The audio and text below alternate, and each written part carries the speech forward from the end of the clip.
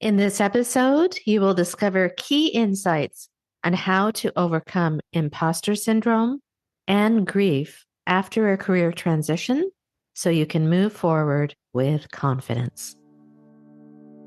Welcome to the Midlife Reinvention Podcast, a podcast helping women in career and life transitions achieve clarity on their next steps so they can transform uncertainty into an energizing next chapter.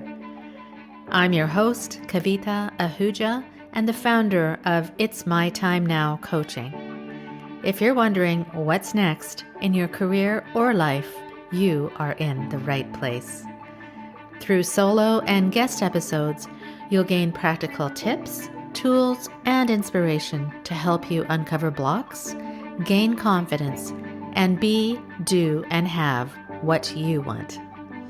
I rediscovered myself after the age of 50, and I know you can too. It's my time now to help you do just that. I'm so excited you're here. Let's dive in.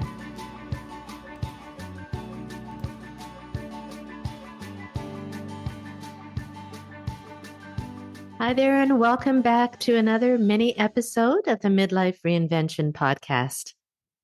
This is your go-to place for honest conversations about career and life transitions. And if you've been asking yourself what's next, you are absolutely in the right spot. Recently, in episode 187, I spoke with the wonderful Laverne McKinnon, who is a certified coach and grief recovery specialist who knows all about navigating major changes. Early in her career, she was a successful senior executive at CBS until she was suddenly fired. That loss plunged her into what she calls career grief, and it took her almost a decade to fully recover. But along the way, she discovered powerful strategies to help others bounce back from big disruptions or find clarity when they're simply craving a new chapter. Today's mini episode gives you the key takeaways from that conversation because, let's face it, whether you're dealing with a major career setback or just feeling a little restless, the insight that she shares can help you too. So let's get to it. The first insight is to recognize career grief. If you've ever felt completely untethered about losing a job or even leaving a long-term role, whether that's voluntary or not, you're not alone. Sometimes it's not just job loss, but a deep sense of identity loss. So what can you do about it? The first thing you can do is acknowledge the loss. When a big part of your identity is tied to a job or a business or a project, and it suddenly ends, you can feel disoriented. Don't brush off those feelings. Validating your sense of loss is the first step towards moving forward. The second thing you can do is to find closure in your way. So try creating a small ritual to mark the end of that role. It could be writing a letter, burying a symbolic object, or even playing a special playlist that captures the emotions that you need to process. Just like a memorial can bring closure, honoring a career milestone can do the same. The second takeaway is to separate who you are from what you do. The key takeaway was that the importance of separating your job title from your self-worth. So many of us define ourselves by our positions or by what's on our resumes, for example. But what you can do is to check your values first. Ask yourself, what do I really stand for? What truly matters now? Our values can change as we grow, so it's smart to revisit them regularly. The second thing we can do is separate who you are from what you do.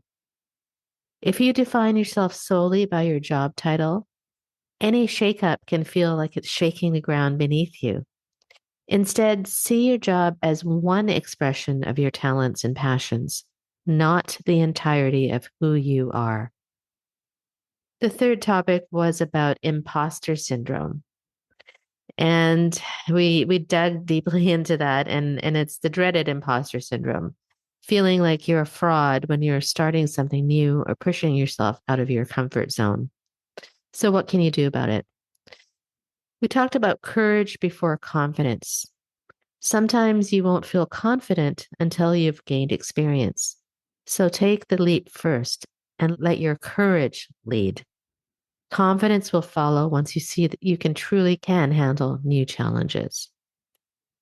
And the second thing is to embrace duality. You can be skilled and have more to learn. No one starts out a total expert in something that you've never done before. So give yourself permission to be both knowledgeable and a work in progress. The fourth takeaway was how easy it is to let negative self talk, I'm too old, I'm underqualified, stop you before you even start. So, how can we overcome this? First, it's called data over drama. Ask yourself, is there any actual evidence for this fear? If you're missing skills, consider getting more training or support. Don't automatically assume a closed door just because of your age or a gap in your resume. The second thing to do is map out your purpose, whether it's through exercises like finding your ikigai or reason for being, or simply journaling about what drives you. Clarity about around what you want long term can help power you through the uncertainty of transitions. So before I wrap up, I'd love to hear your stories. Are you dealing with imposter syndrome? Have you been faced with a sudden career change or a life transition? Share your experiences, what you've been through, and how you're feeling, so our community can support and learn from one another. You can email me directly at Kavita at itsmytimenowcoaching.com.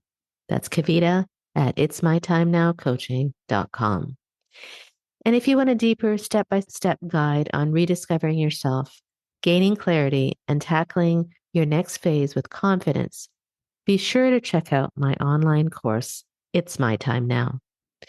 We'll walk you through exercises to help you identify your true values, set clear goals, and rediscover that spark that might feel a little lost right now. Whether you're feeling the itch for change or you're reeling from an unexpected twist, this course has the tools that can guide you forward. Thank you so much for tuning in today. And be sure to catch the full conversation with Laverne McKinnon for even more real talk on imposter syndrome, career grief, identity, and bouncing back with courage. And remember to share your stories of navigating imposter syndrome, transitions, or anything else that's in your heart. That's all for today's quick refresher. Keep rediscovering who you are and what you want. And keep believing that you're capable of creating something new and meaningful in this next stage of your life.